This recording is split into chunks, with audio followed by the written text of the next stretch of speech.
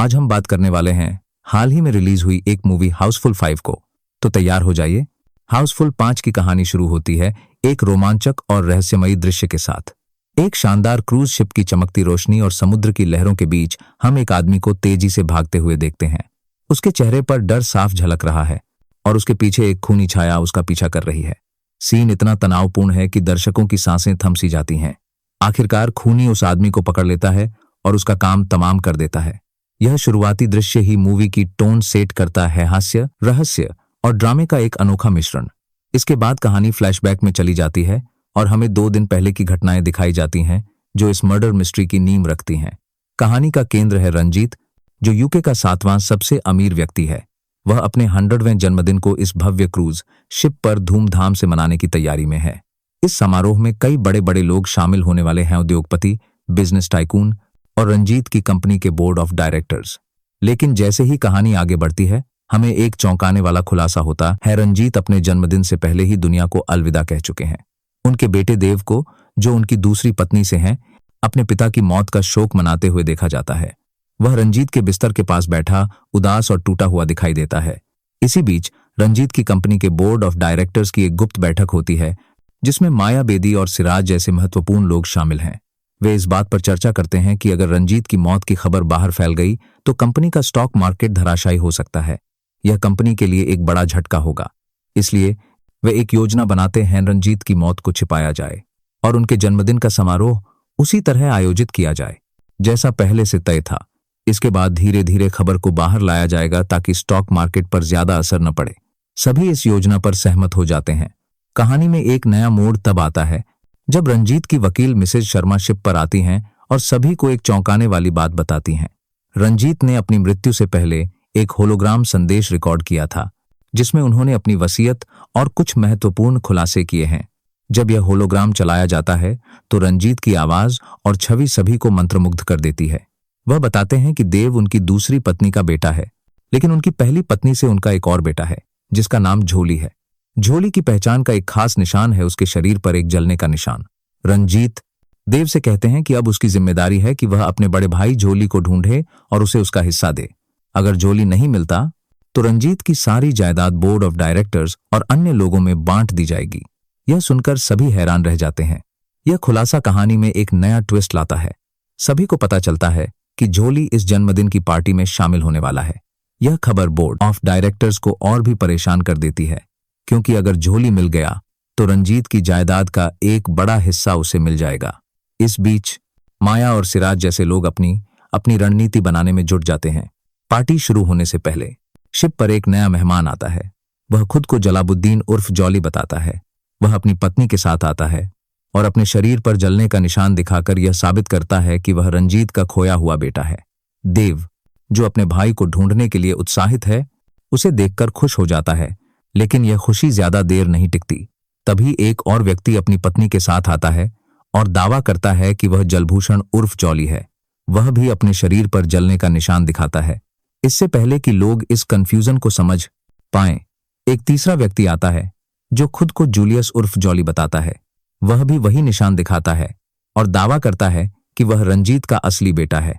अब 3-3 जॉली के दावे से शिप पर मौजूद सभी लोग हैरान और कंफ्यूज हो जाते हैं। यह साफ हो जाता है कि इनमें से कोई एक या शायद सभी झूठ बोल रहे हैं। इस उलझन को सुलझाने के लिए देव सुझाव देता है कि इन तीनों का डीएनए टेस्ट करवाया जाए। डॉक्टर अमन, जो शिप पर मौजूद हैं, इस टेस्ट की जिम्मेदारी लेते हैं। सभी इस फैसले से सहमत हो जाते हैं, लेकिन कहानी अभी और उलझने वाली है।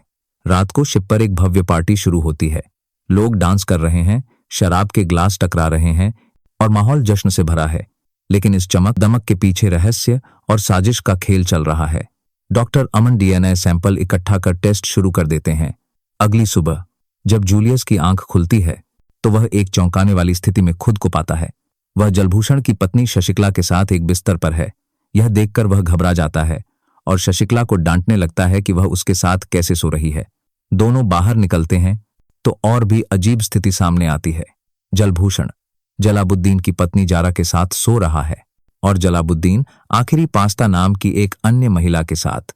यह देखकर सारी पत्नियां और जॉली एक दूसरे पर चिल्लाने लगते हैं। इस हंगामे के बीच एक और ट्विस्ट सामने आता है। जूलियस की पत्नी कांची गायब है। यह सुनकर जूलियस से ज्यादा जलालुद्दीन टेंशन में दिखता है, जिसका कारण बाद में पता चलेगा। यह सीन न केवल हास्य पैदा करता है बल्कि कहानी को और रहस्यमयी बनाता है। सीन अब प्रेजेंट में शिफ्ट होता है। सभी लोग कांची को ढूंढने में जुट जाते हैं, लेकिन वह कहीं नहीं मिलती। इस बीच देव और बाकी लोग डॉक्टर अमन के डीएनए टेस्ट के नतीजों का इंतजार कर रहे हैं, जो असली जॉली की पहचान बताएंगे। लेकिन अमन का कोई अता पता नहीं है। काफी खोजबीन के बाद कांची मिलती है, लेकिन उसकी हालत बहुत खराब है। तभी एक और चौंकाने वाला सीन सामने आता है। डॉक्टर अमन की लाश अचानक शिप के डेक पर गिरती है। यह देखकर सभी लोग स्तब्ध रह जाते हैं। देव को शक होता है कि तीनों जॉली में से किसी ने सच छिपाने के लिए डॉक्टर को मार डाला है। वह तुरंत फैसला लेता है और तीनों जॉली जलालुद्दीन, जलभूषण और जूलियस को शिप की जेल में बंद करवा देता है। इस जेल का कंट्रोल बटुक पटेल के पास है, जो एक सख्त लेकिन थोड़ा अजीब किरदार है। जेल में बंद होने के बाद तीनों जॉली आपस में भिड़ जाते हैं। गुस्से और बहस के बीच एक बड़ा खुलासा होता है। तीनों में से कोई भी असली जॉली नहीं है। वे सभी रंजीत की मौत की खबर सुनकर लालच में शिप पर आए थे, यह दावा करने कि वे जॉली हैं और रंजीत की जायदाद का हिस्सा हड़प सकें। लेकिन ट्विस्ट यहीं खत्म नहीं होता। उनकी पत्नी अंजारा, शशिकला और कांची भी नकली हैं। असल में ये उनकी गर्लफ्रेंड हैं, जिन्हें उन्होंने दूसरों पर नजर रखने के लिए नकली पत्नियों के रूप में पेश किया था। यह सुनकर कहानी और भी मजेदार हो जाती है। जलालुद्दीन की असली गर्लफ्रेंड कांची है और जलभूषण की गर्लफ्रेंड जारा। ये लोग एक दूसरे को धोखा देने की कोशिश में उलझे हुए थे, लेकिन अब उनका खेल खुल चुका है। फिर भी वे फैसला करते हैं कि असली खूनी का पता लगाना होगा, वरना उनकी सारी साजिश बेकार हो जाएगी। इधर देव पुलिस को मर्डर की खबर दे देता है। कहानी में अब दो नए किरदारों की एंट्री होती है, पुलिस वाले बड़ू और बाबा। ये दोनों अपने फालतू कारनामों की वजह से सस्पेंड हो चुके हैं। लेकिन तभी बाबा को उसकी एक्स गर्लफ्रेंड माया का कॉल आता है, जो उसे शिप पर हुए मर्डर के बारे में बताती है। माया चाहती है कि बड्डू और बाबा इस केस को सॉल्व करें। बड्डू को यह एक मौका लगता है, केवल वे मजे करेंगे, बल्कि खूनी को पकड़कर पैसे भी ऐंठ सकेंगे। बाबा को यह आइडिया पसंद आता है और दोनों शिप पर पहुंच जाते हैं। जेल से किसी तरह निकलने के बाद तीनों जॉली और उनकी गर्लफ्रेंड एक नया प्लान बनाते हैं। वे रंजीत की लाश को समुद्र में फेंक देंगे ताकि उनकी मौत का कोई सबूत न बचे। साथ ही उनकी गर्लफ्रेंड लैब में जाकर डीएनए सैंपल नष्ट कर देंगी, जिससे यह साबित न हो सके कि वे नकली जॉली हैं। लेकिन जैसे ही वे रंजीत की लाश उठाने जाते हैं, कुछ लोग उनकी तरफ आते दिखते हैं। जल्दबाजी में वे लाश को एक कमरे में छिपा देते हैं। इधर जारा और शशिकला लैब में डीएनए सैंपल नष्ट करने पहुंचती हैं, लेकिन तभी वहां देव आता है। वह डॉक्टर की जेब में कुछ ढूंढता है और चला जाता है। जारा चुपके से इसकी वीडियो बना लेती है और कहती है कि शायद देव ही खूनी है, जो सबूत मिटाने की कोशिश कर रहा है। जॉली और उनकी गर्लफ्रेंड रंजीत की लाश को समुद्र में फेंकने की तैयारी कर रहे हैं, लेकिन गलती से वे रंजीत की जगह देव की लाश उठा लेते हैं। जी हाँ, देव को भी किसी ने मार डाला था और यह बात उन्हें पता नहीं थी। तभी वहां बड़ू और बाबा पहुंच जाते हैं और उन्हें देव की लाश के साथ रंगे हाथों पकड़ लेते हैं। जूलियस उन्हें समझाने की कोशिश करता है, लेकिन दोनों पुलिस वाले कुछ सुनने को तैयार नहीं हैं। बड़ू और बाबा तीनों जॉली से अलग अलग पूछताछ करते हैं, लेकिन कोई ठोस सबूत नहीं मिलता।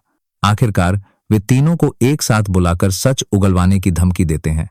बहस के दौरान जूलियस गलती से बाबा को कुछ उटपटांग कह देता है, जिससे गुस्से में बाबा तीनों को बुरी तरह पीट देता है। लेकिन तभी बड़ू को एक अहम सबूत मिलता है। वह कहता है कि उसे किलर का एक सामान मिला है और वे उसका कमरा चेक करेंगे। यह कमरा किसका है, यह अभी रहस्य बना हुआ है। सबूत इकट्ठा करने के बाद बड़ू और बाबा सभी को एक जगह बुलाते हैं और खुलासा करते हैं कि डॉक्टर को तीनों जॉली ने नहीं, बल्कि देव ने मारा है। उन्हें देव के कमरे में एक टूटी हुई चिप मिली थी, जिसका दूसरा हिस्सा सीसीटीवी रूम में था, जहां से फुटेज की हार्ड ड्राइव गायब थी। यह सुनकर तीनों जॉली खुश हो जाते हैं, लेकिन देव चिल्लाता है कि उसने कोई मर्डर नहीं किया। वह कहता है कि सारी जायदाद तो उसी की है, फिर वह क्यों मर्डर करेगा। लेकिन कोई उसकी बात पर यकीन नहीं करता। जूलियस को कहीं खून की छींटें और एक डायमंड का टुकड़ा मिलता है। वह सोचता है कि खूनी के ब्रेसलेट से यह डायमंड गिरा होगा। एक पार्टी के दौरान वह हर किसी का ब्रेसलेट चेक करता है। आखिरकार उसे शिप के कैप्टन के ब्रेसलेट में एक डायमंड गायब मिलता है। वह बड़ू और बाबा को यह बात बताता है, लेकिन तभी शिप की लाइट चली जाती है। हंगामे के बीच वे कैप्टन को पकड़ लेते हैं, लेकिन तभी एक और ट्विस्ट सामने आता है। कैप्टन की भी लाश मिलती है। तभी बड़ू और बाबा के सीनियर ऑफिसर दगड़ू की एंट्री होती है। वह बताता है कि उसने पहले ही जांच शुरू कर दी थी। कैप्टन ने मर्डर देखा था, लेकिन उसने इसे नहीं किया। दगड़ू सभी को एक एक लेटर देता है जिसमें उनके पुराने अपराधों का जिक्र है। माया पर गैम्बलिंग का कर्ज है और देव पर एक hit and run case. Dagdu कहता है कि वह सुबह तक असली खूनी का पता लगा लेगा। रात को एक मास्क वाला व्यक्ति दगड़ू को मारने की कोशिश करता है, लेकिन यह जाल दगड़ू ने खुद बिछाया था। मास्क वाला व्यक्ति देव निकलता है। तभी जूलियस खुलासा करता है कि वह एक डिटेक्टिव है जिसे रंजीत ने झोली को ढूंढने के लिए हायर किया था। लेकिन तभी एक और मास्क वाला व्यक्ति देव को मारने की कोशिश करता है, जो जलभूषण निकलता है। जलभूषण कबूल करता है कि उसने और देव ने मिलकर सारी साजिश रची थी। वे झोली बनकर जायदाद हड़पना चाहते थे। जब डॉक्टर ने देव को डीएनए टेस्ट बदलते देख लिया तो उन्हें उसे मारना पड़ा। कैप्टन और माया ने भी उन्हें ब्लैकमेल किया, इसलिए उनकी भी हत्या कर दी गई। लेकिन तभी दगड़ू जलभूषण को पकड़ लेता है और एक बड़े फैन को बंद करके सभी की जान बचाता है। अंत में असली झोली की एंट्री होती है। वह कहता है कि उसे अपने पिता की जायदाद नहीं चाहिए, क्योंकि उसके पास पहले से ही दोगुनी संपत्ति है। वह सारी जायदाद बाकी लोगों को बांटने के लिए कहता है। देव और जलभूषण को जेल भेज दिया जाता है और बड़ू बाबा की नौकरी बहाल हो जाती है। हाउसफुल 5 एक हास्य और रहस्य से भरी मूवी है, लेकिन कॉमेडी के चक्कर में इसमें कुछ ज्यादा ही एडल्ट जॉक्स डाल दिए गए हैं, जो फैमिली ऑडियंस के लिए ठीक नहीं है। यह मूवी ग्रैंड मस्ती की याद दिलाती है, लेकिन कॉमेडी उतनी प्रभावी नहीं है। कुल मिलाकर यह एक औसत मूवी है जो हल्का फुल्का मनोरंजन देती है।